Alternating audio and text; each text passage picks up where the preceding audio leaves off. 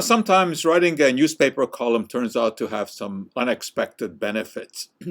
Don't worry, I'll get around to the scarf. Anyway, recently I wrote about the madder plant, Rubia tinctorum. And that's a plant that has a chemical in its root called alizarin that can be extracted, and it makes for a beautiful red dye. It has a long, long history of use. Thousands of years ago, the ancient Egyptians used it to color the fabric in which mummies would be wrapped. Roman centurions wore togas colored with the beautiful red color. And Alexander the Great had a great idea. He had his soldiers sprinkle themselves with madder juice to pretend that they had been injured.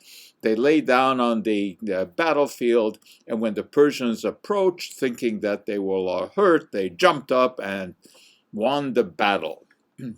The British Army's red coats were dyed with madder juice, and the famous ride by Paul Revere, "The British are coming, the British are coming." Well, he could hardly have missed them because their uniforms were dyed bright red with madder juice. In fact, at that time, there was a royal decree that the British Army uniforms had to be dyed with madder juice, and the idea was to support the farmers in Britain who grew the madder plant. The industry was huge in Britain at that time. It remained huge until about 1870. And then it took a downward turn.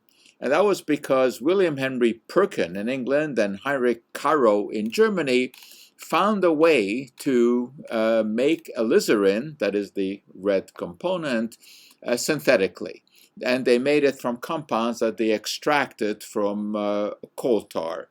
And that, of course, put the madder growers out of business.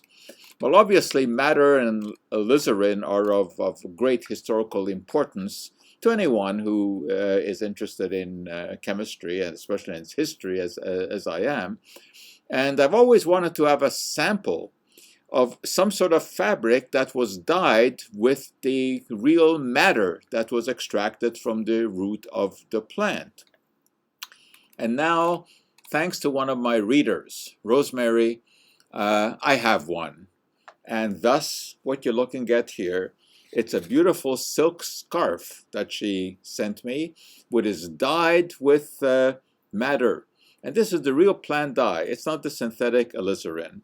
And not only do I have this, I also have this, which is the madder root itself, from which the dye can be processed.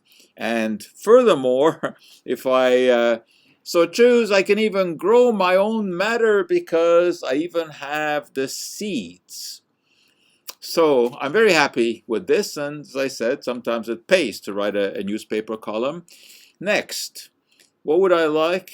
Oh, I would like a fabric that is dyed with an extract of the kermes insect.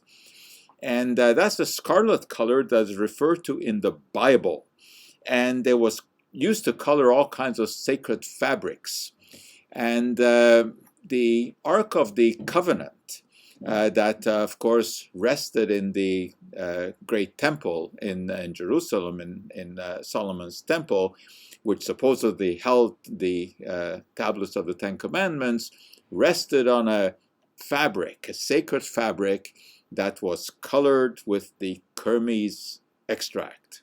I would just love to have one of those. And that for today is our Cup of Joe.